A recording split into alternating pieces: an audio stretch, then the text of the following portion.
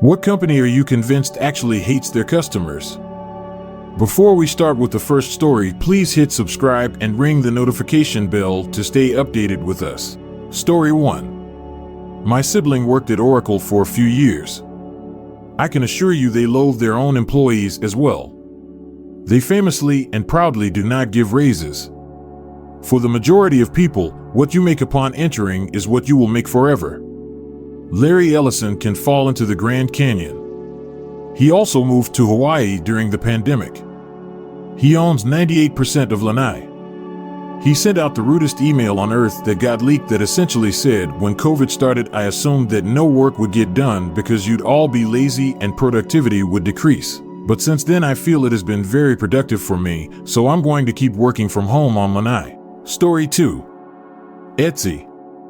I recently gave up selling there after over 10 years. It's one of those platforms where the customer is always right and the seller better just suck it up. You can't speak to a human anymore, and now you have to pay to set up an account.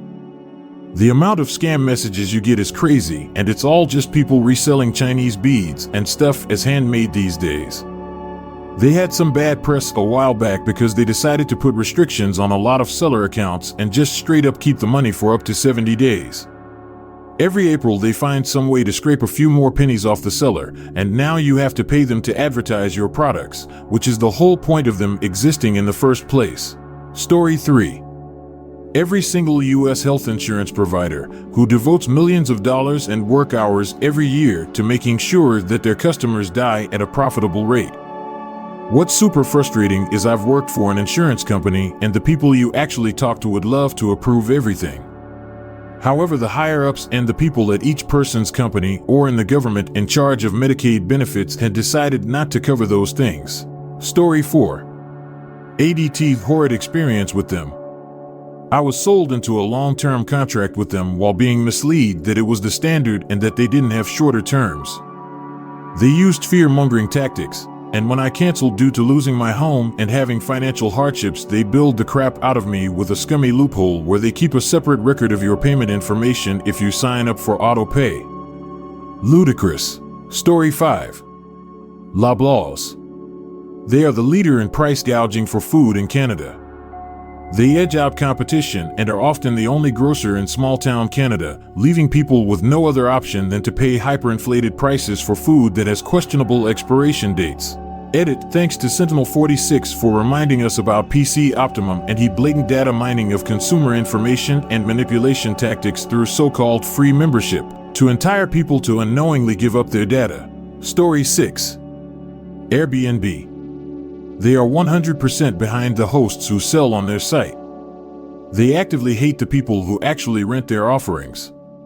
Complaining about anything and Airbnb will treat you like a criminal. I will never stay at an Airbnb again. Having to pay a cleanup fee, but being told I had to essentially clean a bunch of crap before I left, dishes had to be washed, towels had to be put in a very specific spot, etc. Hotels are cheaper and cleaner. I'm sad I missed it when it first came out and was actually cool. Story 7. Hermes. The reason why this is a clever answer is Hermes' hate for customers is what makes the bag collectors so attracted to it. If Hermes tolerates you just enough, they may let you spend $40,000 on a purse where you don't even get to choose the style or color they present to you. It's the best kind of scam on rich people. Story 8. Netflix. They were great back when all they did was mail DVDs. But they've changed a lot and they've had a lot of downs and downs. And what they do to the customers is very aggravating. And sometimes seems malicious. I got the cheaper subscription because the normal is a ripoff and I don't mind the commercials, but they actually removed some of the best shows like Vikings, which really sucks. Netflix barely has any good shows, so paying over $10 a month is just crazy. Crave is the same nonsense. Story 9. Disney, but they're more of a mega conglomerate. All of their park policies seem like a way to shame people who didn't pay for every extra. Just watch all these people skip the line, plebs. Your kids should know they're lesser than. With the films, they just keep regurgitating the same garbage. Now live action. The point was the artistry of the animation.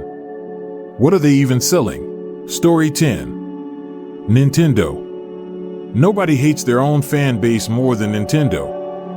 Nintendo should be hired solely for using P2P networking in their multiplayers. Me winning or losing a Splatoon match should not depend on how good someone else's internet connection is. It's absolutely insane. I'm paying for Nintendo Online and that money isn't going towards buying servers. Story 11. Every homeowner's insurance company. I replaced some of the roofing tiles on my roof over the years and had a roofer suggest that I get the roof replaced. I filed a claim with insurance and the insurance company said that there wasn't really any damage and said it didn't meet my deductible. When I escalated with an attorney, they changed their stance and said since I replaced some of the shingles, it was my shoddy craftsmanship, which was why the roof was damaged. Anyone that knows anything about roofing knows that replacing a shingle is stupid easy. Roofing is more about the labor and being out in the harsh elements, not really skilled for the most part. We ended up winning and getting some money, but it took so long and inflation has been so bad, we ended up even with the cost of supplies going up so much. Story 12. Disney and Lucasfilm. That one pisses me off since they didn't even put together a comprehensive plan in advance of the Star Wars sequel trilogy, specifically which director to helmet and general details of where to go story-wise with each film while keeping consistency. Story 13. Adobe. They make life incredibly difficult for customers and resellers to do business with them. As a reseller, I stopped dealing with them years ago because it was impossible to make money with them. Their licensing is atrocious. Just to add on to this, I also hate how Adobe is all in on generative AI images, despite receiving massive pushback from artists and other customers. And I'm tired of their SaaS model, but I know they're not the only ones doing that, of course. Story 14. Dollar General hates its workers and customers. I worked at a place that took calls for injured employees, and Dollar General was by far the worst company I ever got calls from. Always low-staffed, they had to push and pull heavy things that required more than one person all by themselves. When they'd get injured, a lot of them were afraid to seek medical treatment immediately because they couldn't get a hold of a supervisor and were afraid to close the store. It was wild, and it happens all over the country. Story 15. I'm not sure hate is the right word, but many of them do seem to be trying to push the envelope on how much pain they can cause and squeezing a few more pennies out before customers revolt. A good example is grocery stores that now require loyalty cards to get prices that used to just be called sales and that have added more and more steps and questions to going through the checkout line. Long time ago, they used to try to get customers through the checkout as quickly and efficiently as possible rather than pestering them with questions. What's a company secret you can share because you don't work there anymore? Story 1. We have a fake employee we transfer all our sales calls to. Let's call him Jack. Our manager got her actor friend to record a voicemail message, and anytime someone calls to sell us toner or warn us about our car's extended warranty, we'll say, "Oh, you want to talk to Jack," and transfer them to the fake voicemail. Soon, salespeople would start asking for Jack as soon as we picked up, and that saved time. Some even got really cocky, saying stuff like, "Hey, transfer me to Jack, sweetheart. He's expecting my call." Saved us a lot of time having to talk to them, and if it was a slow day, we can always get a laugh listening to the voicemails people left Jack. Story 2. At a major insurance company I wrote software for was very big on security. If we needed to make an update, we weren't allowed to remote into the server, even though you physically could. It was just against policy. To make an update, you had to put your changes onto portable storage, show your ID to the security guy, use your key to open the door, get escorted to the server, then they'd observe you via cameras. The login? Admin the password? Blank. Literally no password. Story 3. A few years ago, David's Bridal announced that regular and plus-sized wedding gowns would be the same price, like a size 24 wouldn't be $150 more than its size for counterpart. They did this by marking up the regular sizes to match the plus-sized prices. Story 4. We used to throw donuts, bagels, or muffins out at the end of every night at Dunkin'. One week around Christmas time we would donate the food, but other than that it was all waste, and if we took any home ourselves we would get charged for it. Wild to hear how common this is. When I worked at Papa John's in high school, any orders that were made wrong or never picked up by the customer at the end of the night were up for grabs.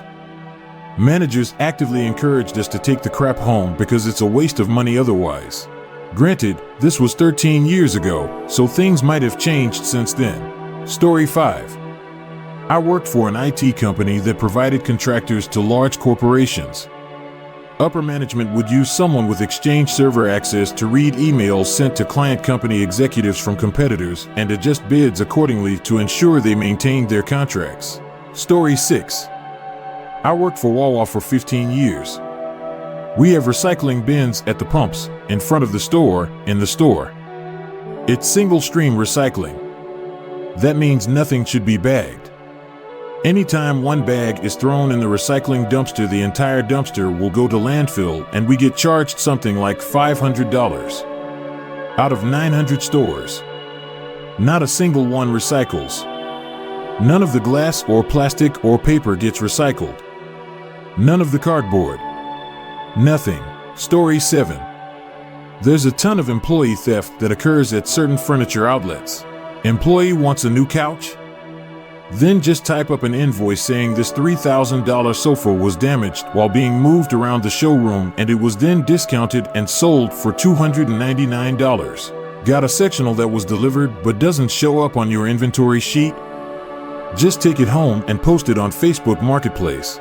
One guy was even so brazen that he would sell something, then fudge the numbers to make it look like it was sold at a lower price and pocket the difference. For instance, a sofa is listed at $1,000, but it's been sitting for a while, so he has some leeway to offer a discount.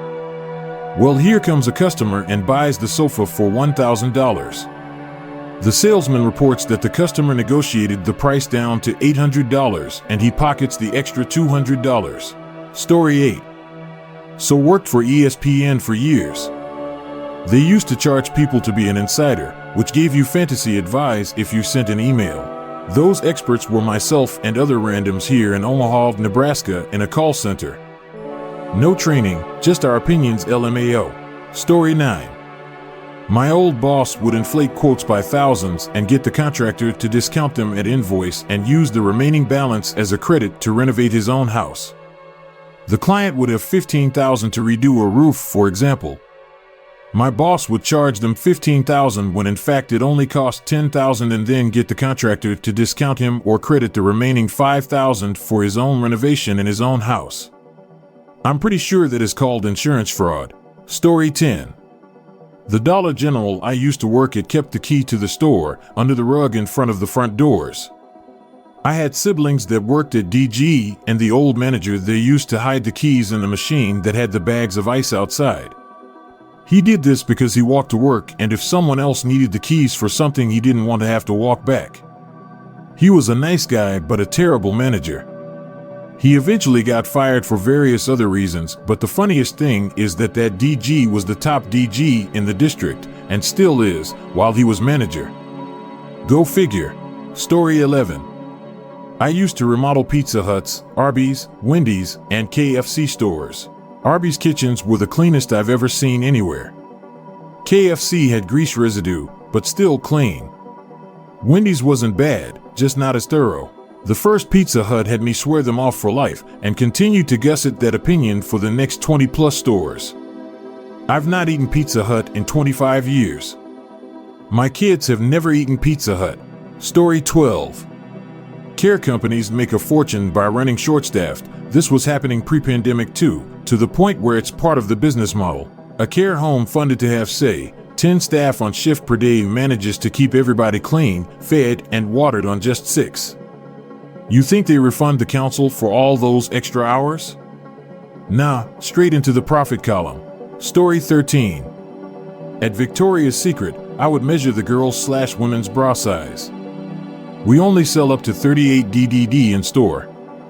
I was told by my managers that if someone measured over a 38 DDD, to just lie and say a close size. Usually, if they were a 40 or 42, we could recommend online shopping, but for people who were 44, 46, 48, we always had to say 38 band size anyway and get them a bra and convince them to not try it on in store. That way we made a sale. Returns didn't affect the numbers apparently. I always was honest to the customer about their size, and because of that a lot of women walked out because we didn't carry their size. But my managers were very number and sale heavy that they would sometimes come over and lie about the women's size if they saw me measuring wrong. There's a lot more about Victoria's Secret where this came from. Story 14. I used to work for a credit card company, and on their application's website, there was a checkbox for priority processing. This cost £10 and ensured that you jumped the queue when applications were processed. In reality, there wasn't any such queue jumping facility. Everyone who paid extra for priority processing was automatically declined as they were deemed too desperate for credit. Story 15. I worked for a large school district. Within the last 10 years, outside cameras have become a standard. What the students and staff don't know is that they also record sound. And the principals and upper admin often abuse and use them. Some even get obsessed and will constantly watch and listen for any gossip or drama. Older schools can use intercoms and phones to listen directly into classrooms as well. Public schools have been some of the worst and most toxic places I have ever worked. What large company was shut down because of one bad decision? Story 1. Schlitz Beer once tried to increase their bottom line by using cheaper ingredients. Result, poorer quality, including a slimy mucus at the bottom of the bottles, which in turn caused sales to drop hard. They reversed back to the old ingredients, but the customer base never trusted them again, and Schlitz died off. Story 2. Radio Shack is trying to compete with Best Buy in bigger ticket consumer electronics rather than sticking to what they did best. I worked there in the early/mid-aughts, and you could feel the downfall as it was happening. They're demanding my home address and phone number to sell me some AA batteries played a role as well. As in seriously, would not let me make the purchase otherwise. I left $2 on the counter and walked out with my batteries, telling them to call the cops. Story 3.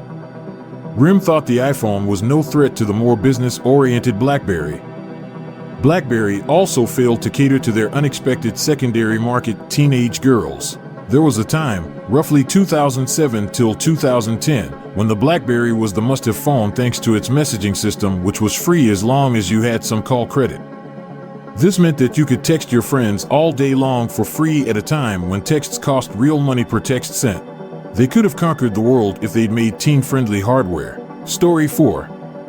Vine. Vine was the TikTok of its day, and then Twitter bought it and decided there was no profit in it. I thought Vine was so stupid when I first heard of it, but the 6-second limit really made it. There was a ton of creativity and humor you just don't get on TikTok because of that limit. To be fair, that was because there was no profit in it.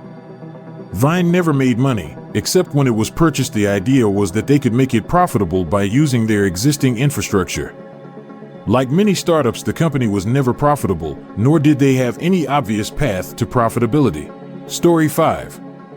Eastman Kodak's decision to not get into digital come to mind. That hits home since I'm from Rochester, New York, and my father was a Kodaclone for 30 plus years. I remember him telling me in the early 1980s about digital photography, and they weren't going to pursue it. They doubled down on instant and disc film. We all know how that ended. Story 6. Sears refused to expand into e-commerce despite them fully having the capacity to do so in the early 2000s. Same could also be said of Blockbuster and their refusal to embrace streaming video. The Sears mail order catalog used to be serious crap. You could get so many things. Even prefab housing. How they dropped that ball I will never understand. Story 7. Yellow Trucking bought out a bunch of smaller companies and never bothered to consolidate them into a single entity. Each one would operate independently as a subsidiary.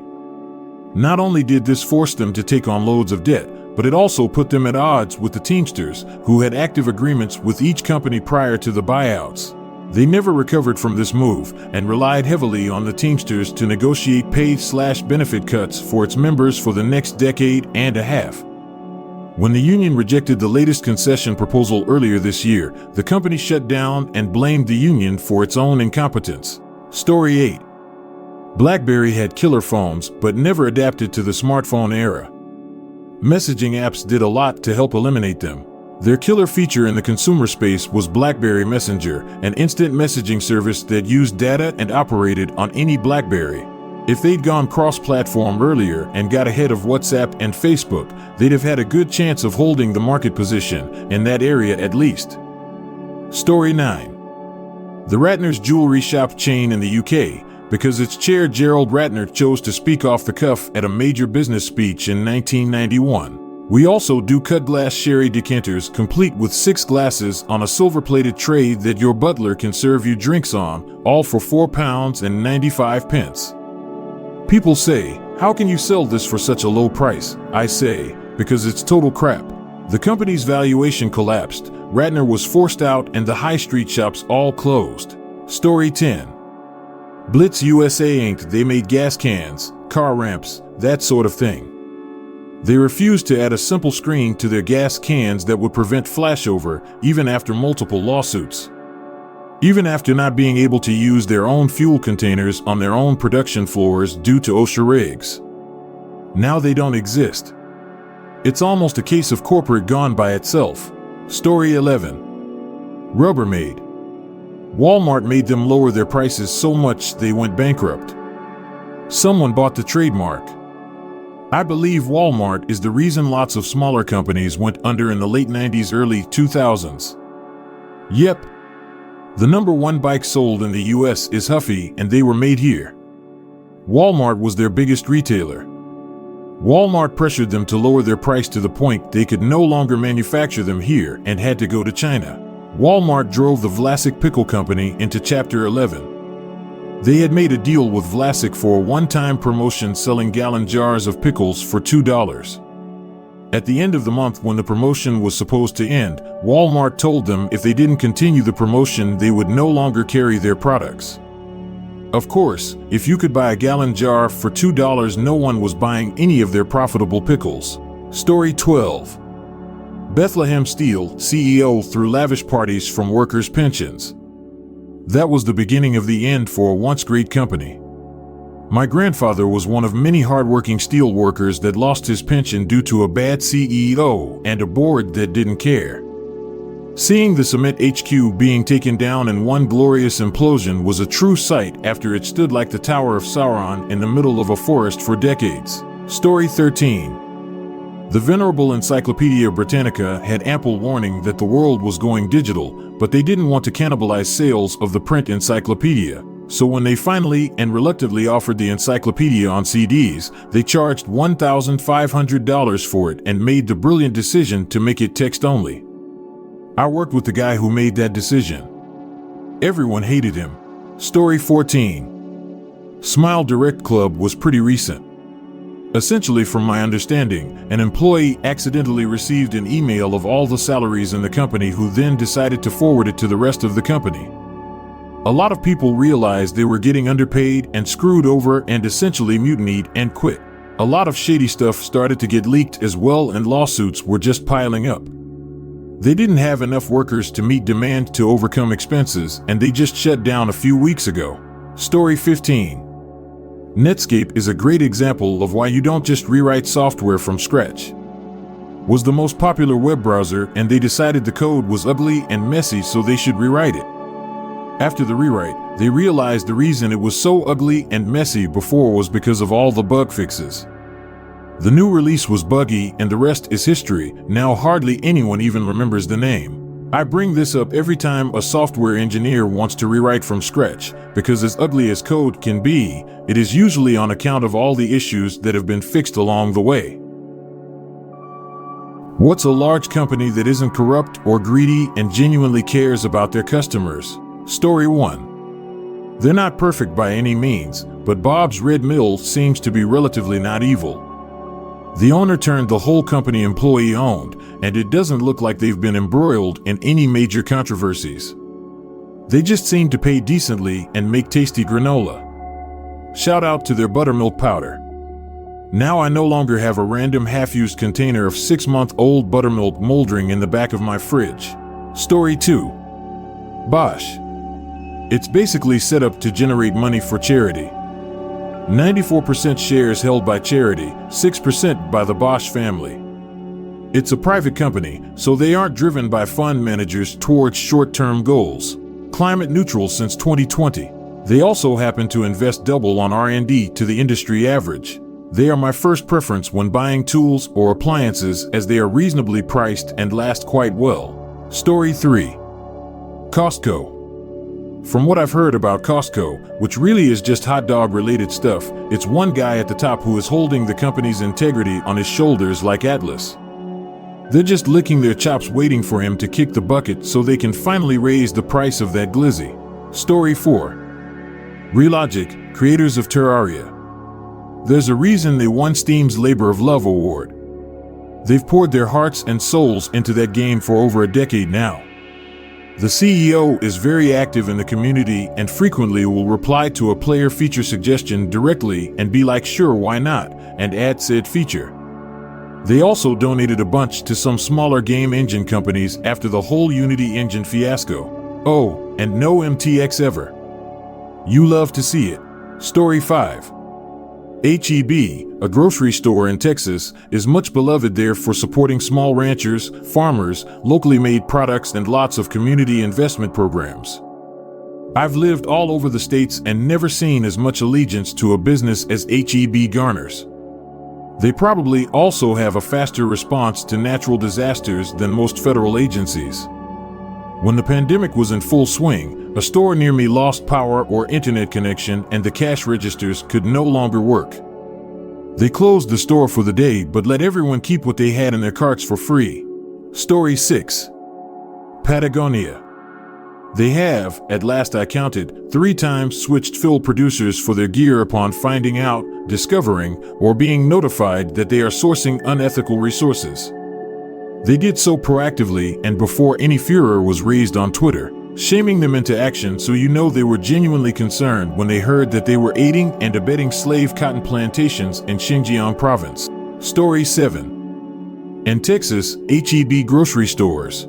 I read a story during our winter freeze blackouts a few years ago about a bunch of customers shopping last minute at an H-E-B when suddenly the power went out. All the registers went out, even the self-checkouts. There were dozens, if not hundreds of people in the store. I don't think anyone counted. H-E-B managers told every person in the store to take home what they had in their shopping cart, free of charge. If only they ran our electrical infrastructure, too. Story 8. The farmer's dog. We had only ordered from them once before we had to suddenly put our dog down due to an aggressive cancer. Our subscription renewed before we could cancel, but we emailed them to ask if there was somewhere we could donate the food. Without asking, they refunded our money and then went through the trouble of sending a handwritten card and a plant. Story 9. Valve. Valve and Costco are all I can think of. But Valve is private. I wouldn't say Valve cares, but when Gabe speaks it sounds like he is sincere, or at least lies well, compared to other CEOs. I mean, Valve has done some crap things, looking at you Artifact, but they're privately owned, release products at or near cost, because Steam, and while they do have a monopoly in user base, they actually manage that monopoly power for the betterment of their users. If Valve was a normal company, we would have been nickel and dimed so hard by now. Who wants to pay for Steam Plus with online multiplayer and voice chat? Story 10. Charles Schwab. I worked there. I have truly never worked somewhere that treated both customers and employees so well. I left for reasons, but still keep investments there because the service is amazing. Schwab acquired my ex-employer and ruined everything. Free electric charging? Now there's a fee. Work from home or office? Oh, that's history. They tried to force everyone back to office. This was pre-COVID, and people left the company. So they had a change of mind, temporarily. Relaxed dress code for office? They threw that out too, even for employees that were non-customer facing. Quarterly bonuses became annual bonuses. $20 per quarter to thank your colleagues for a job well done. They yanked that. I could go on. They were awful. People ran for the doors, and they gave out 5% raises mid-cycle to stem the flow. I am glad I left them. Story 11. Dropout. Previously College Humor. Sam Reich, son of Robert Reich, previous U.S. Secretary of Labor, has managed to build my favorite streaming service while also making it the cheapest, most transparent, and most equitably run. It's just very refreshing to see a content platform that seems to really want everyone involved to get to do what they love and pay them well for it.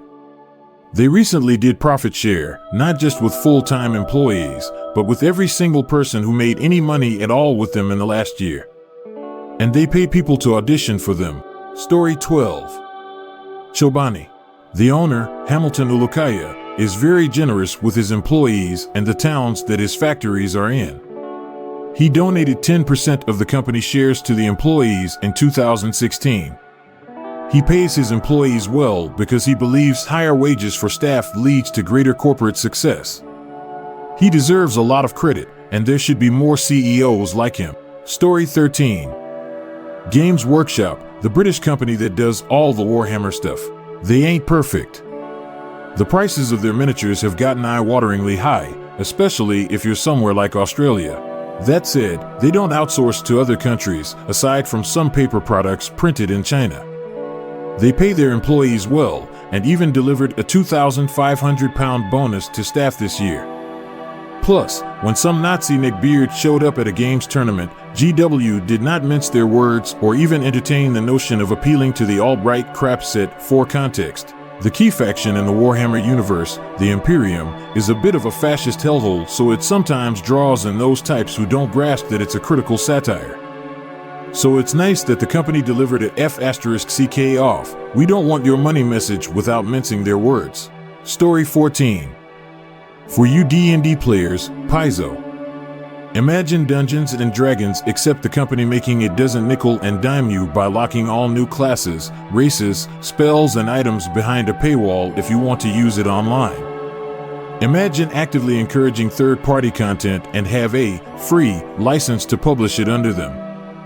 Now imagine they post all of their rules and items online for free for anyone to use, and they even go so far as to create a new and separate game publishing license from the OGL, which they put into the care of a third-party trust to make sure it remains free and open in perpetuity. You'd have Paizo, makers of Pathfinder and Starfinder. Story 15.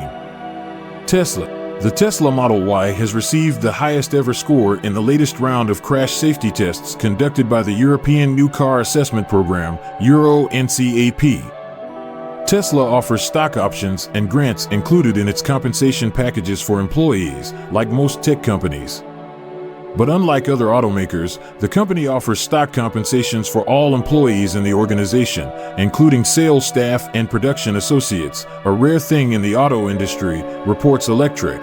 What is a company that will never get money from you again? Story 1. DoorDash. I was a regular satisfied customer. Most orders were perfect, and it was no big deal from my POV when occasionally something was wrong enough that I would ask for a partial refund. Then one night, the driver dropped off at the wrong address halfway down my block. I live on a very busy city street and the wrong location was conspicuous, so the order had already been taken by the time I went to grab it. DoorDash told me they had made too many adjustments for me and refused to redeliver or refund. Well, that means they screwed up too many times, right? But that's my fault. I filed a chargeback and have never used them again. I'm grateful they helped break me of an expensive habit. Story 2. Wells Fargo. A very slimy company. Several years ago, I was refinancing my house mortgage and they gave me an excellent rate. As a result, I paid the loan fee to process the loan. A couple of weeks later, they called me to finalize the loan, and it is 2.5% higher than the guaranteed rate. I rejected the loan. Blows me away that anyone uses Wells Fargo or Chase over a local bank or credit union that'll naturally be recycling your money around you. Story 3. Comcast. When I had to move, they made it next to impossible for me to cancel. Multiple hours on the phone. I'll never buy another product from them again. I had Mediacom for cable and internet back in a college apartment. Moved and canceled service. Years later, I tried to sign up again and they told me I had an unpaid $400 bill. I asked what? The idiots signed up the next tenants in that college rental in my name and they didn't pay the bill. I even had proof I didn't live there at the time. They didn't do anything to correct their obvious mistake. Story 4. Airbnb.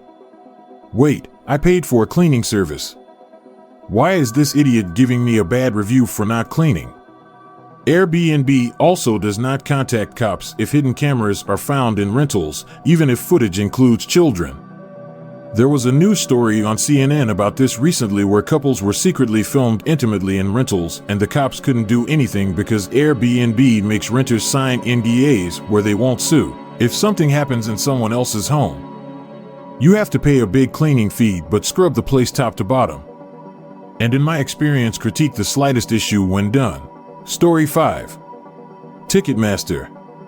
The last concert I went to was sold out.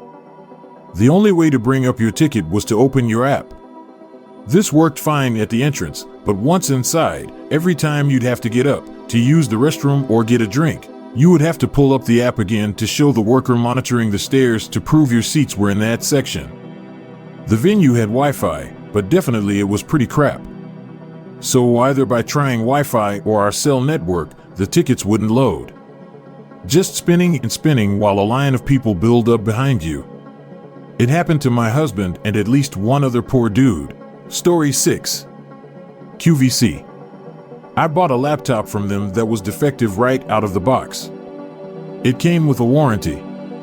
I contacted them and they said the warranty they sold me was with Dell. So I got in touch with Dell and they said they had no record of that and I would need to pay to ship it to them and for it to be serviced. I then called QVC back pointing out the warranty listed in the item description. They said there was nothing more they could do and that it wasn't eligible for a return. So yeah, they suck. Story 7. Two brothers brewing in Warrenville, Illinois. One of the brothers and co-owner shook the crap out of his infant. The infant survived but has massive issues. He is a lawyer. Of course, he only got a slap on the wrist. Screw you, James Ebel. You piece of rotting crap. I tell everyone I can about him. Story 8. Ford. They sold a batch of fleet vehicles with bearings that would literally melt out of them due to a defect. The majority of these vehicles were fleet vehicles though, so instead of a recall that would cost them tremendously, they assumed the commercial truck owners would deal with them in an individual basis. The bearings were only produced and put into these fleet vehicles for about a 2 to 3 month period before it was fixed, so why recall every F-550 when they fixed the problem individually? Except when I bought my first RV back on 2015, I bought it brand new for $100,000. I saved every penny for 6 years in the military to pay for this thing. Story 9. Jimmy John's permanently lost my business over a cookie of all things. They forgot to give me my cookie. I had the receipt. They refused to give me my cookie when I told them. My petty ass contacted the corporate over it and they told me they wouldn't refund me the cost of the cookie or do anything about it at all and to take it up with the store again. I tried and they ignored me. Had I not involved corporate, I'd have happily just avoided my local store again, but because corporate refused to help when their brand stole from me, I am not going back to any JJ ever again. And when I'm with people, I do my best to make sure we don't end up there, because I will not eat. Petty? Sure, but suck corporations that don't give a screw about customers. Story 10. Hertz rental car. Rented a regular gas-powered economy car. At the counter they said that all their economy cars are electric. I showed them my reservation and nowhere did it say anything about electric. They said if I wanted a gas-powered car it would be an additional $300. I reluctantly decided on the electric car. But they then tell me it takes 5 hours to charge. I said screw it and took the gas-powered one. Later that night I looked on their website and there is a completely separate section for renting electric cars, which was a whole different category from what I picked. So they're scamming their customers. The couple next to me at the counter was about the same thing. They were also furious they were getting an electric car. I called my credit card later and they refunded me the $300 upcharge that Hertz tried to scam me on. So yeah, screw Hertz. Story 11. Any home warranty company. We recently bought a new home and the sellers asked if we wanted a home warranty. I just responded no. My last house, we paid $75 for a service visit for a non-working built-in oven that wouldn't maintain temperature, only for them to absolutely lie about the state of the oven and deny the claim. They said the few bits of cheese from a frozen pizza that fell off and burned were rodent dropping, an obvious lie, and that it was installed without adequate venting. I looked up the install manual for the oven and it met every single requirement for clearance and ventilation. It actually cost us money having a useless home warranty. Story 12. The Wonderful Company, Fiji Water, Palm Wonderful, Wonderful Pistachios, Halos Mandarins, Landmark Wines. Disgusting Resnicks of Beverly Hills. Their winery, Justin Vineyards, clear-cut over 25,000 oak trees near Paso Robles, California to plant vines. They said the clear-cutting was a mistake by their staff. They act as a water cartel in California's Central Valley, where they consume more water annually than LA County to grow tree nuts for export. Dreadful people and terrible company. Story 13. Citizens Bank. My debit card info was stolen, and almost $1,000 was spent at a Bed Bath & Beyond. I called the bank to resolve the issue, but the idiot told me to call Bed Bath, and they should solve the issue for me. I was fighting with him, saying the bank should make a report and take care of it, but he's telling me Bed Bath will help me, and they are very nice with helpful customer service. I hung up the phone, furious. That was my rent money. On top of that, I just bought a car, but on the day my debit card info was stolen, a drug addict crashed into my parked car. It was totaled. Talk about a crap weekend.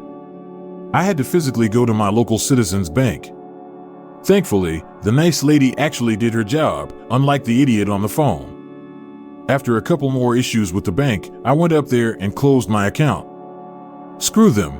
Story 14. HP. Stealth firmware that bricks your printer if you dare use third-party ink, never again. My old HP did this, but they were sneaky in that they waited until I changed the ink again, using the exact same third-party ink I had been using for years, to brick it. I tried to put the cartridge I took out back in and still would not work. I was able to find the previous firmware online on a non-HP site, so I loaded that and everything worked fine again. I blocked the printer from having access to the internet and worked fine ever since. Story 15. American Airlines. If my mom dies and they're the last airline with a ticket out of here, I'm not boarding that plane. They've always been bad in a million ways, and then the last time they lost my luggage on a direct flight, dropped it off after weeks of having to pester them.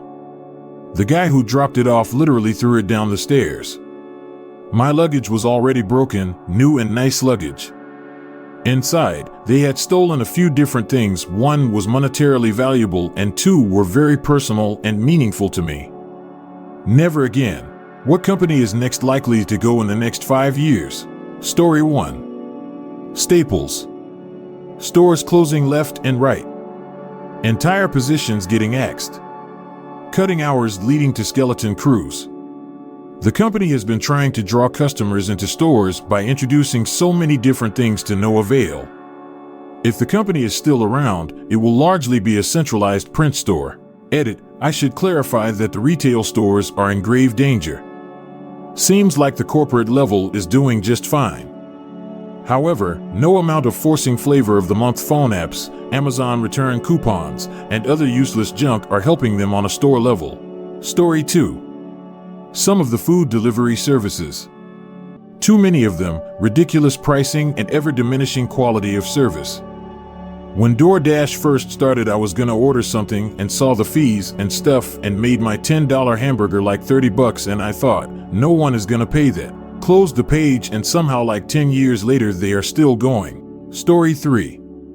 Groupon. Although I would have said the same thing 5 years ago and they're still around, so maybe they'll keep defying the odds for another 5+ years.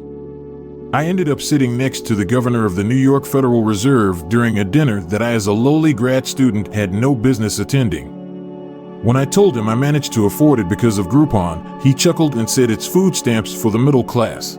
Always stuck with me. Story 4. Carvana. People need to be able to afford the cars you sell, and maybe I don't see them, but there's just about nothing in the sub-10K range. Most of the cars seem to be the price of my first house's down payment. 30K plus cars at 9%? Is there something I'm missing here? I'm in skipping Starbucks mode most of the time. These car payments are so crazy, if I didn't have a paid-for car, I'd take a bus. Story 5. Twitter is legitimately likely to go bankrupt. I've never seen such a spectacular failure before. The advertising money is having a mass exodus because the owner literally tells them all to screw off and is hellbent on destroying the brand. Make a joke bid for $44 billion and be legally forced to follow through, change a globally recognized brand. Do away with the system that allowed legitimate accounts to be recognized for a system that barely generates any money, tell all the real money to screw. Turn the platform into a cesspool that causes more advertising money to exit, and you get to watch a billionaire piss away a large part of their wealth in train wreck fashion. The bankruptcy of Twitter will most definitely cause fallout in his other ventures too. Soon enough people will realize that Tesla is literally just a car company and value it appropriately. When Tesla goes to realistic levels, there goes another massive part of Elon's fortune. No, Tesla will not disappear.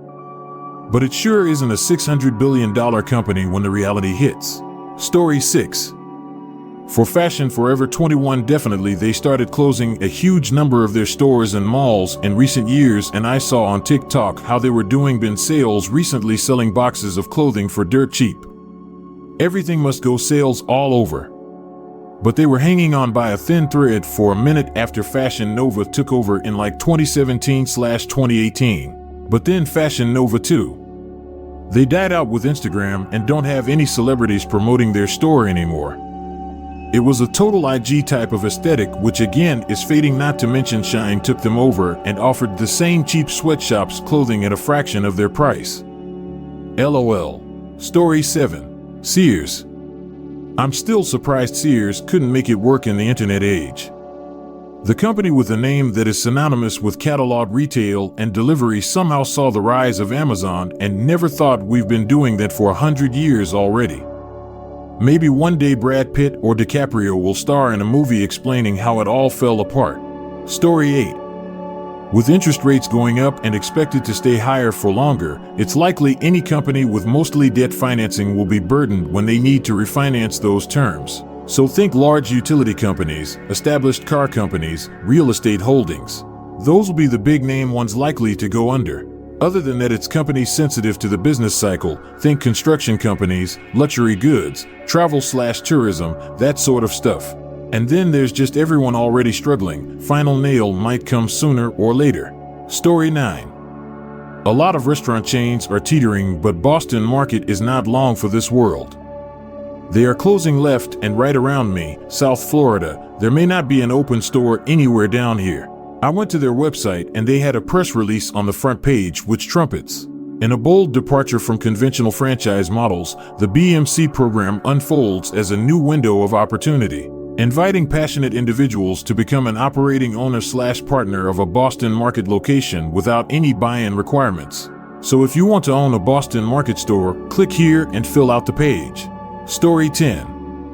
Department stores in general. I love Boscov's. They are the last of the old guard department stores. They're family owned and it feels like you're stepping into a major department store in the early 80s. They're fully staffed. Their employees get full-time hours with benefits. You can always find an employee and they can always help. They still have travel agents and a handful of in-store restaurants. They have in-store chocolate departments. Not like an aisle of chocolate, but an actual large, refrigerated chocolate counter. They have a very relaxed, visibly old-school aesthetic with decent selection and consistent availability. Their stores are clean and well-organized. They sell some brands that you won't find anywhere else. Their prices are excellent, somewhere between Target and Amazon. Their customer service is on par with Costco. And they've resisted going full Walmart, so their stores are well maintained. Story 11. Burger King is getting an influx of funding from its parent company right now, who also owns Popeyes and Firehouse Subs. But around me it seems like locations are closing left and right, and those that remain are outdated, dirty, worn, maintenance issues on the building, etc. All evidence that the company or perhaps franchisees are just not finding the money to keep up.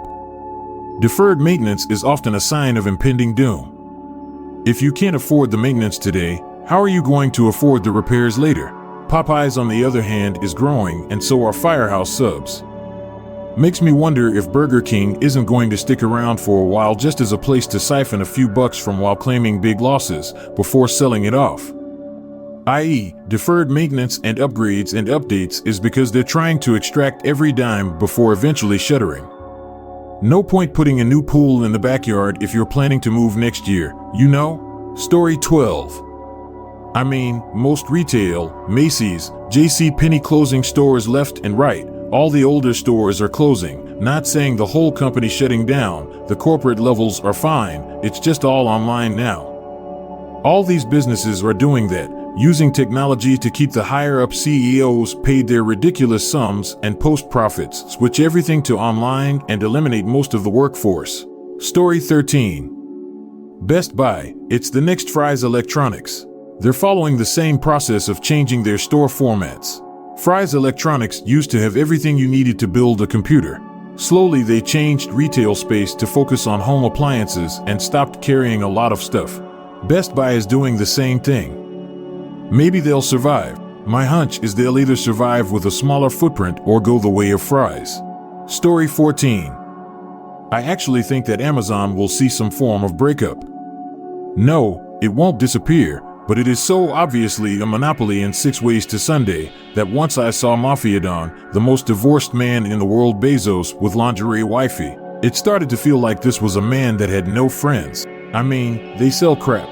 Unless you search for the actual deep link to the brand and specific text of the item you want or track in on some deep link from another site, you aren't going to get what you are looking for, but rather some BS off knockoff from the nethers of post-capitalist China. About 1 in 3 items I get from there is not what I actually ordered in some way. In the last few months, I've had legit reviews removed because they were honest. I've had bait and switch. I'm in the process of complaining to them because they charged my card after I ended Prime. I've had the "hey, change your review for a discount" nonsense. All kinds of BS. Story 15. My bet is on Nvidia. Nvidia is going hard into the server market, so I see them splitting into 2 companies, Nvidia making server GPUs and GeForce making gaming/regular user GPUs. Intel is starting to make significant noise in the market and will probably get a large chunk of Nvidia's customer base through pre-builts and integrated graphics in laptops. AMD's GPUs will become more popular with their pricing, as it will make sense for pre-build manufacturers to put their GPUs into setups. Nvidia is starting to lose the battle by overpricing their GPUs and by focusing too much on servers and AI. If the part of the company that makes the gaming GPUs wants to survive, they absolutely need to tear off and start under a new name to keep dominating the market. What large companies' products have really diminished in quality since the company has grown? Story 1. I don't know how applicable this is, but the service and everything at Macy's isn't what it used to be 15 years ago. I remember going to buy a suit and one of the guys there measured me and helped walk me through buying a new suit. Today, I'm lucky if I can get someone to see if they have my size shoe in the back. Story 2. Panera Bread. I used to work at one when I was in high school in 2012. Fresh ingredients, awesome food, decent quality for a not too shabby price. They were bought out a few years ago. The difference in quality is astounding. They even got rid of the Gouda cheese on the bacon turkey Bravo to cut costs. Everything has plummeted in quality while they've raised the prices. Story 3. Carhartt. Before moving production to Mexico, they were a premium work/outdoor clothes manufacturer. A pair of Carhartt pants could get beat up for years and not show a scratch. The fit was comfortable and the pants were designed with a little extra fabric to optimize them for wear during physically demanding work. After the move, quality went to crap. The extra fabric and stitching that set them above the competition was done away with and the price doubled. Story 4. Pyrex. I haven't seen anyone else say it here yet, but in the US they changed from borosilicate glass to soda lime, which isn't as durable. I've heard Remington quality has gone to crap too, which is sad because I wanted an R700 but have to try to find an older one or look for something else now. I bought a brand new Pyrex casserole dish last year. Used it 3 or 4 times with no issues. And then one day I took it out of the oven to rest on top of the stove. I had cooked chicken breasts. Was at the kitchen table prepping some other stuff when it felt and sounded like a bomb went off. The dish shattered into a million pieces. I get all my Pyrex at the thrift store now and just give it a baking soda scrub to clean it up before I use it. The old stuff is much stronger. Story 5. Amazon. I know it's not products, but their customer service and Prime benefits have gone downhill. I am going out of town on Saturday, and I ordered a bunch of cold weather stuff on Monday to help with the trip, all of it Prime saying it would be here Wednesday. Stuff ships on Tuesday saying it won't be here till Sat. Guy on the phone tells me I am wrong and Saturday was always the delivery date and that there is nothing he can do. Story 6. Literally every major brand appliance at Home Depot at Lowe's. They are all cheaply made specifically to sell at low prices the big box stores demand.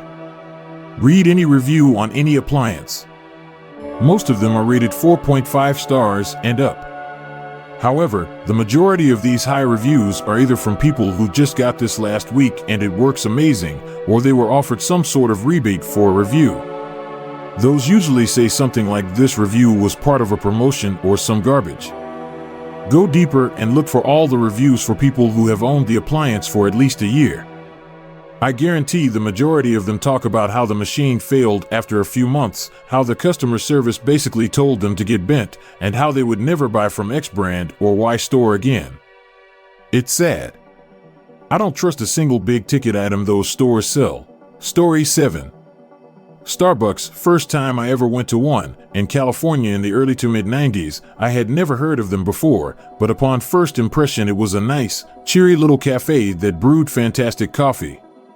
Cut to 25 years later, and now there is a Starbucks in every town across the country it seems, but each store now has all the charm of a fast food joint, and the coffee is nowhere near as good as it used to be. Story 8. Jackson guitars. Sadly, ever since they were bought by Fender, their overall quality just went out the window. No quality control, product coming out of the factory not working or built properly. Don't get me wrong, once the guitars are seen by a competent luthier, they are amazing. Jackson, or should I say Fender, just seems to give up before the finish line, and they think that's okay.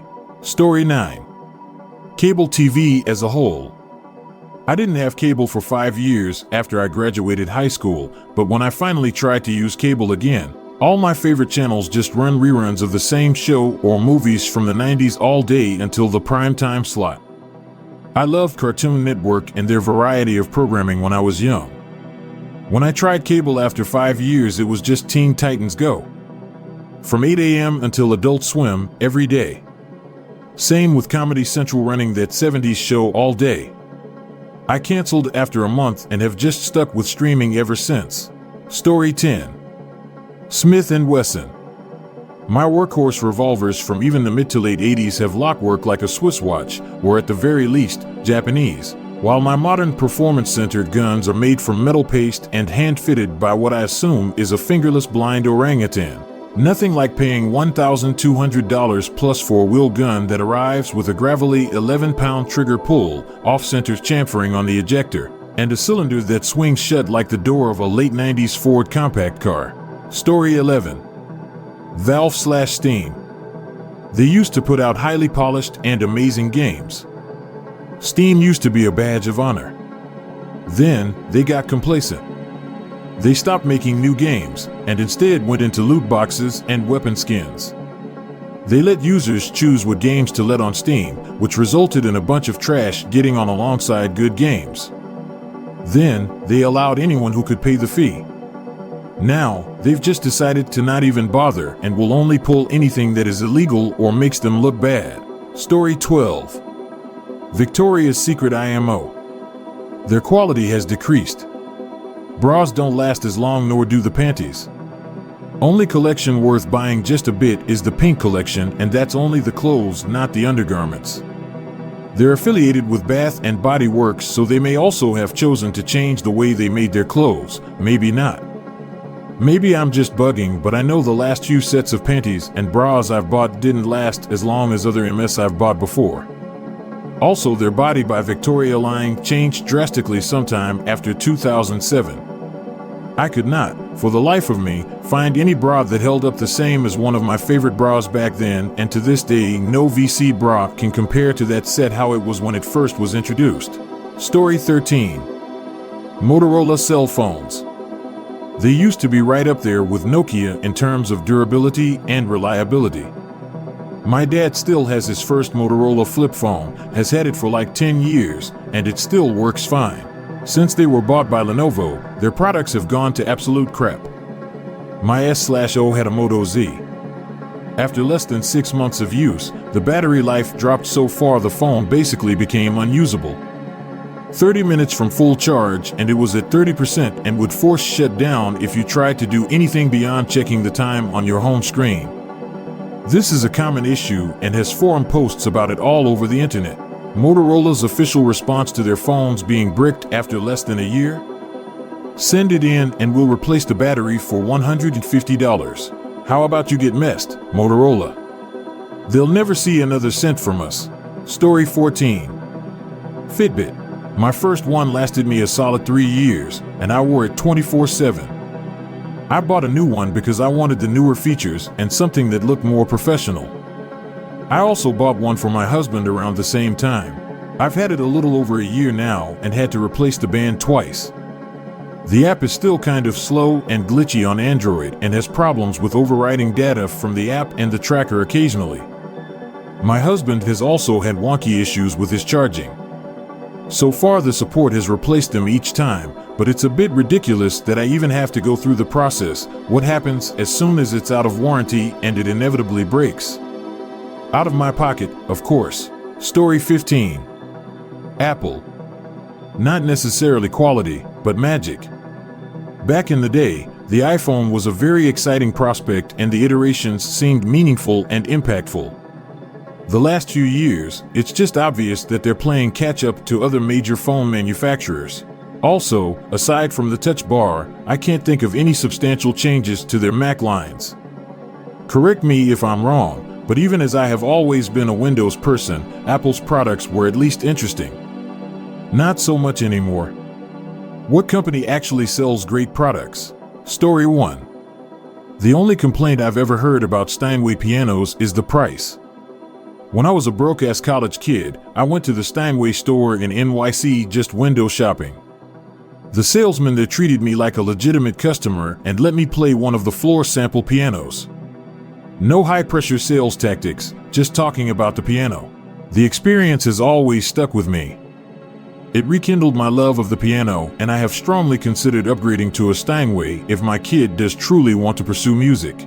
Not like a car dealership at all where it's all pressure and nonsense. Story 2.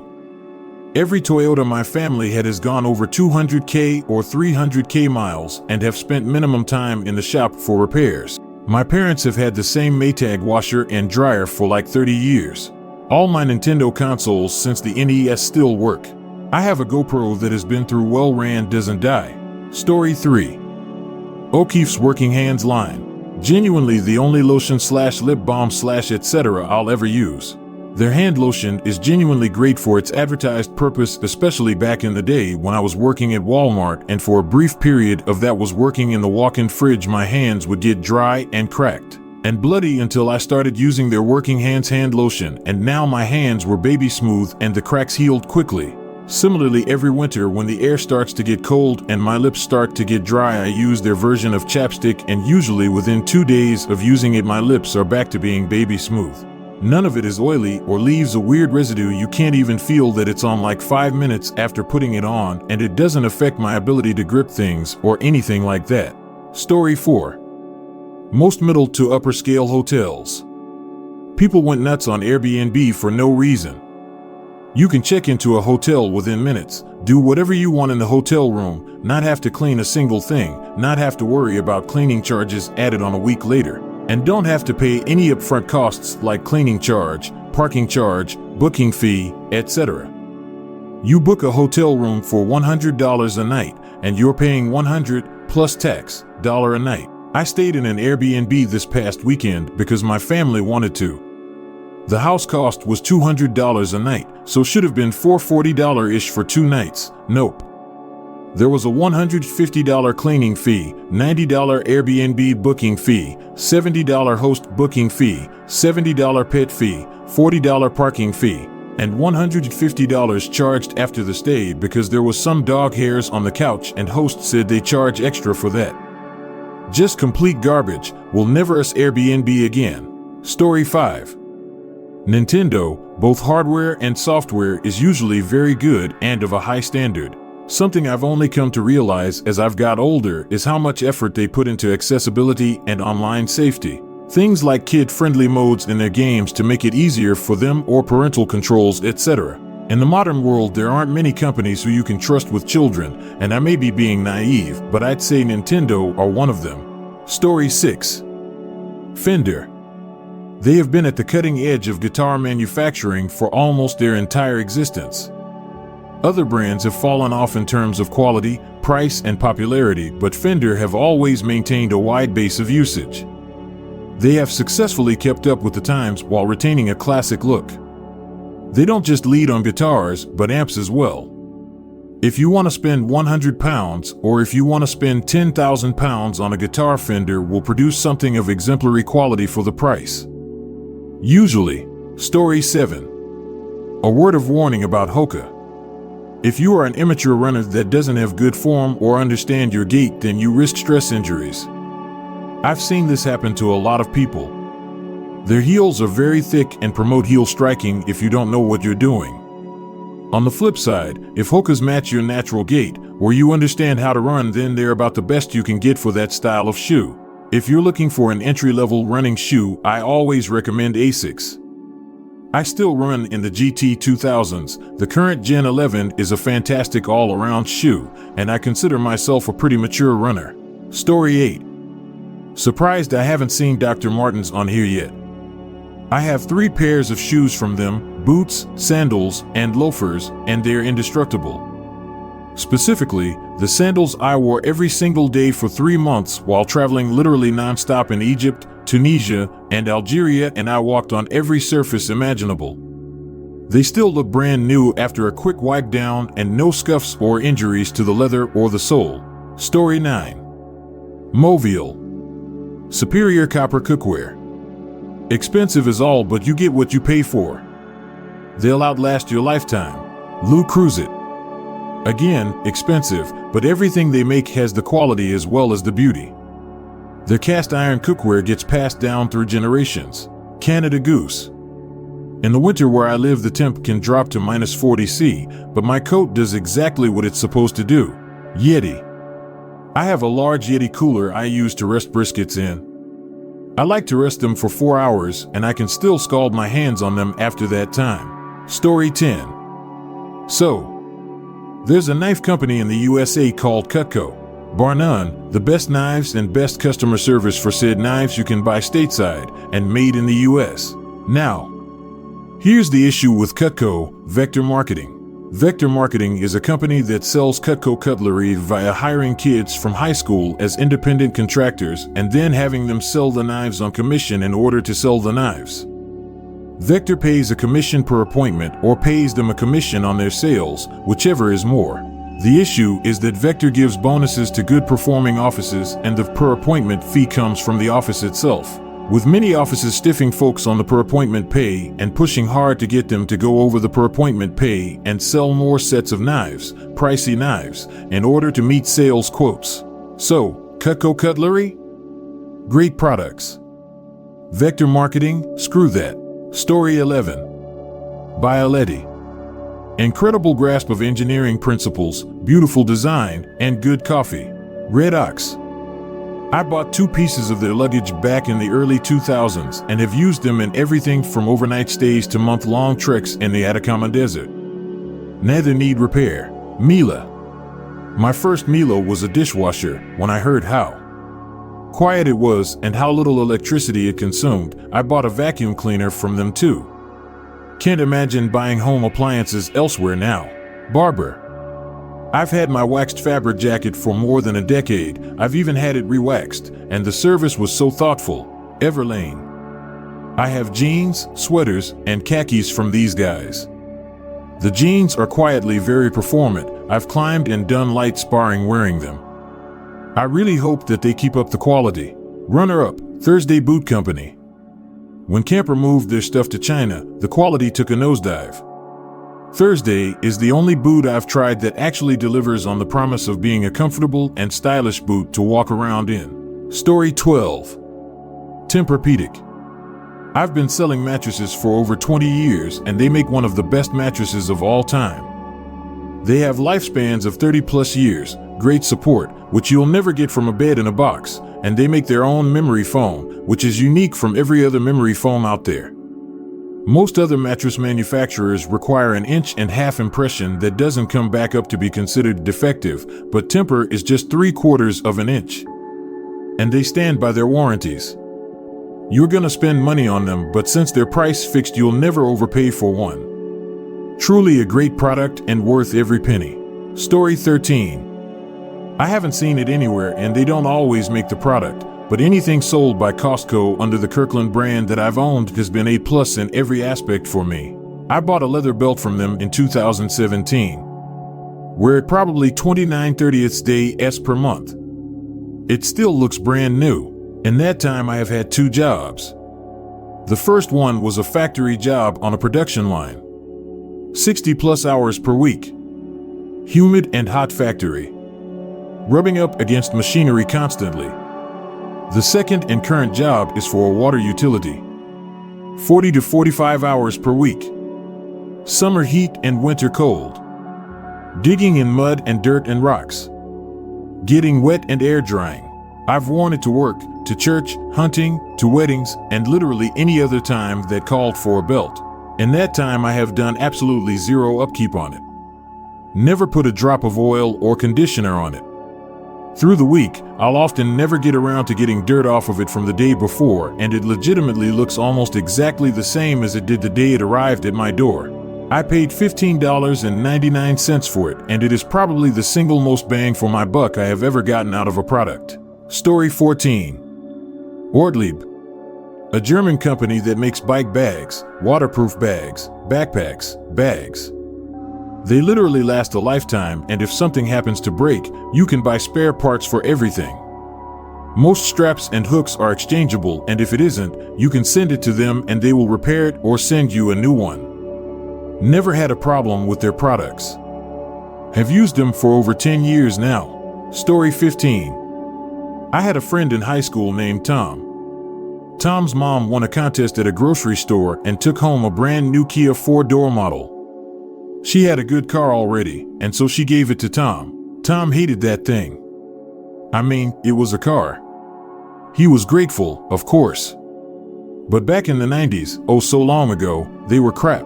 Fast forward to today, and I have a 2016 Kia SUV that is still going strong. And I just gave my old 2004 Kia Cephia to my son. They really stepped up their game from the mid-90s.